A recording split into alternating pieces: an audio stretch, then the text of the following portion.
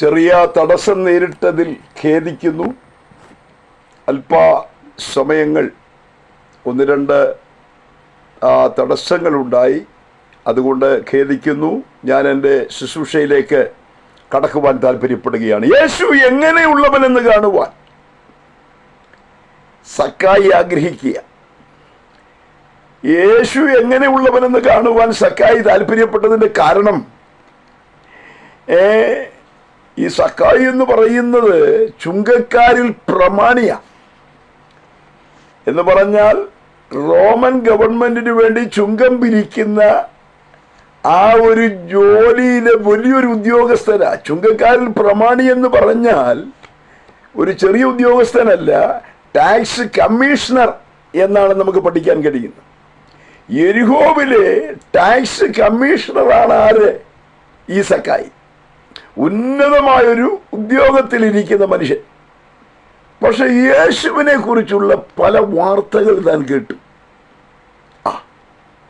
യേശു ഒരു സാധാരണക്കാരനല്ല എന്ന് സക്കായിക്ക് മനസ്സിലായി.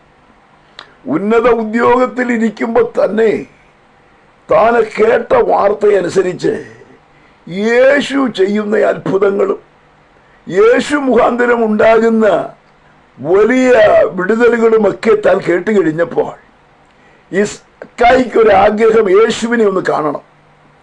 എങ്ങനെയുള്ള ആളാണെന്ന് യേശുവിനെ എനിക്കൊന്ന് കാണണം. പ്രധാനമായിട്ട് അതിൻ്റെ കാരണം, ഒന്ന്, ഈ സക്കായിയെ പോലെ തന്നെ ചുങ്കം പിരിച്ചുകൊണ്ടിരുന്ന, കഫർന്നഹൂമിൽ പിരിച്ചുകൊണ്ടിരുന്ന ഒരാളാണ് മത്തായി. മത്തായിയെ ഒരിക്കൽ യേശു വിളിച്ചു, നീ എൻ്റെ പിന്നാലെ വരിക എന്ന് പറഞ്ഞപ്പോൾ ഒറ്റ നിമിഷം കൊണ്ട് മത്തായി ചുങ്കം പിരിവല്ല ഇട്ട് യേശുവിന്റെ പിന്നാലെ പോയി. എത്ര അത്ഭുതകരമായ കാര്യമാ! ചുങ്കം പിരിവുകാരനായ മത്തായിയെ ഒന്നേ വിളിച്ചുള്ളൂ, ഒറ്റ വിളിയെ വിളിച്ചുള്ളൂ. ആ വിളിയിൽ തന്റെ ചുങ്കം പിരിവും തന്റെ ടാക്സ് കളക്ഷനും എല്ലാം ഇട്ടേച്ച് മത്തായി യേശുവിന്റെ പിന്നാലെ പോയി. അപ്പൊ ആ വിളിയുടെ ശക്തി മനസ്സിലായോ? യേശു ഒറ്റ വിളിയെ വിളിച്ചുള്ളൂ, നീ എന്റെ പിന്നാലെ വരിക. ഒറ്റ സെക്കൻഡ് കൊണ്ട് മത്തായി യേശുവിന്റെ പിന്നാലെ പോയി. ചരിത്രം പറയുന്നു, പിന്നീട് വീട്ടിൽ വന്നു, എല്ലാരെയും വിളിച്ചൊരു വിരുന്ന് നടത്തി. കർത്താവിനോട് ഒരുമിച്ച വീട്ടിൽ സന്തോഷത്തോടെ ആ വിരുന്നെല്ലാം കഴിഞ്ഞ് താൻ യേശുവിന്റെ ശിഷ്യനായി യേശുവിന്റെ പിന്നാലെ യാത്ര ചെയ്തു. നോക്കണം, ഒരു ടാക്സ് പിരിവുകാരനെ, ചുങ്കം പിരിവുകാരനെ ഒറ്റ വിളിക്ക് ശിഷ്യനാക്കി മാറ്റിയ ഈ കർത്താവിനെ കുറിച്ച് കേട്ട് കഴിഞ്ഞപ്പോൾ വാസ്തവത്തിൽ ഈ സക്കായി ഓർത്തു, എന്തൊരു മനുഷ്യനായി ഇദ്ദേഹം. ഇദ്ദേഹത്തെ കാണാതിരിക്കാൻ പറ്റത്തില്ല, ഇദ്ദേഹത്തെ ഒന്ന് കാണണം. രണ്ടാമത് താൻ കേട്ടൊരു കാര്യമുണ്ട്, യേശു ഒരു പ്രാർത്ഥനയെ കുറിച്ച് പറഞ്ഞതിനെ എല്ലായിടത്തും പരസ്യപ്പെടുത്തിയ പ്രാർത്ഥനയെ കുറിച്ച്. കാരണം ഒരു പരീശനും ചുങ്കക്കാരനും കൂടെ പ്രാർത്ഥിക്കാൻ പോയി. പരീശൻ എന്ന് പറയുന്നയാളെ സംബന്ധിച്ചിടത്തോളം പക്വതയുടെ അങ്ങേയറ്റത്ത് നിൽക്കുന്നയാളാ പരീശൻ, കേട്ടോ. പക്വതനാണെന്ന് അഭിനയിച്ച് ഇങ്ങേയറ്റം വസ്ത്രം,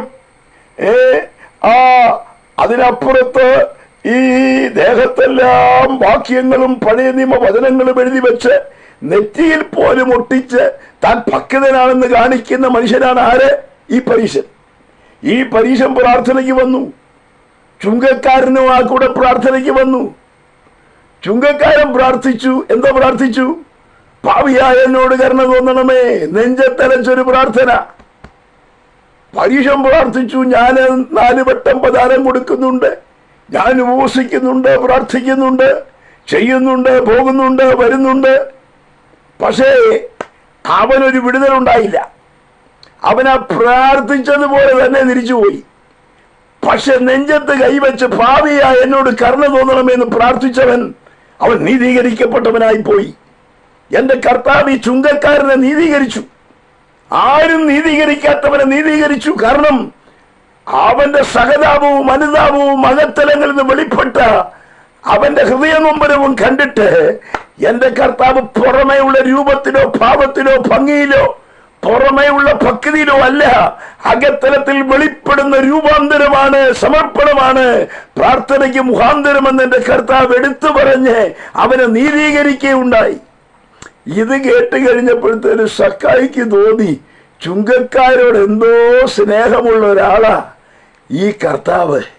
കാരണം എല്ലാവരും വെറുക്കുന്ന ആളുകളാ ഈ ചുങ്കക്കാരെ, ഈ ടാക്സ് കളക്ടേഴ്സ്.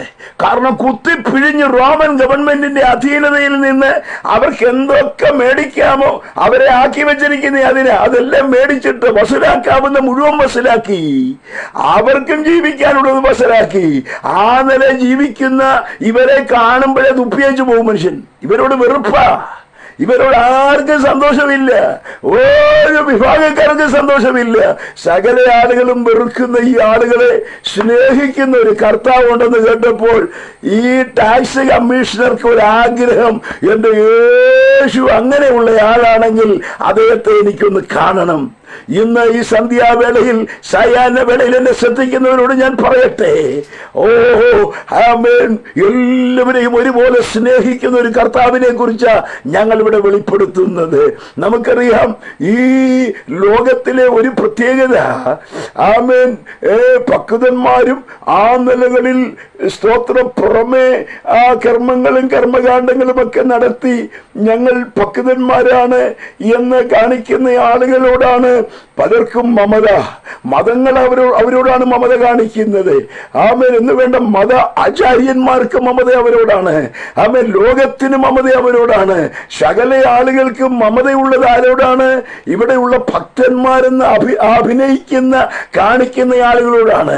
എന്നാൽ ഇന്ന് സായാഹ്നവേളയിൽ പറയാം, ഒരു പക്വതയുമില്ലാതെ കുഴഞ്ഞവരായി, ജീവിതത്തിൽ തകർന്നവരായി, എല്ലാ നിലകളിലും കാട്ടുമുക്കാവുന്ന മുഴുവൻ കാട്ടുമുക്കി, ആമൻ, വെള്ളമടിച്ച് ചള്ളുവരിച്ച് വഴി കിടന്ന് ജീവിതം തകർന്ന് കുടുംബത്തിൽ അസ്വസ്ഥത അനുഭവിച്ച് ജീവിതത്തിന്റെ മണ്ഡലങ്ങളെല്ലാം പരാജയപ്പെട്ട് ആരോരും നിന്നെ അടുത്തു വന്ന് നിന്ന് അവൻ കൊള്ളാമെന്ന് പറയത്തക്ക നിലയിൽ ആരുമില്ലാത്ത, എല്ലാവരും കൈവടിയുന്ന ചിലരെ കൂടെ അടുത്തു പിടിച്ച് അവരെ സ്നേഹിക്കുന്ന ഒരു സ്നേഹത്തിന്റെ ഉദാത്തമായ ഉന്നതമായ മൂർത്തിഭാവമായ ഒരുവനുണ്ടെങ്കിൽ അത് ഞങ്ങൾ പ്രസംഗിക്കുന്ന നസറേയനായ യേശുവാണ്. ഹല്ലേലൂയ. അതുകൊണ്ടാണ് ഈ സത്യം ശക്തമായ ഭാഷയിൽ വിളംബരം ചെയ്യുന്നത്. ജീവിതത്തിന്റെ എല്ലാ അർത്ഥത്തിലും പരാജയപ്പെട്ട മനുഷ്യവർഗത്തെ ജീവിതത്തിൽ ആമേൻ പാപത്തിന്റെ മലീമസമായ അനുഭവത്തിൽ ജീവിതം തകർന്ന് ആമേൻ പാപത്തിന്റെ അങ്ങേ അറ്റത്തെത്തി തകർന്ന് ആമേൻ ജീവിതത്തിന്റെ ആമേൻ എല്ലാ മൂല്യങ്ങളും ഉടഞ്ഞ് ജീവിതത്തിൽ മനുഷ്യത്വമില്ലാതെ ആമേൻ ദൈവികമായ അനുഭവങ്ങളിൽ നിന്ന് അകന്നുപോയ മാനവനെ സ്നേഹിക്കുന്ന സ്നേഹത്തിന്റെ ഉദാത്തമായ ഒരു മാർഗമുണ്ടെങ്കിൽ അത് ഞങ്ങൾ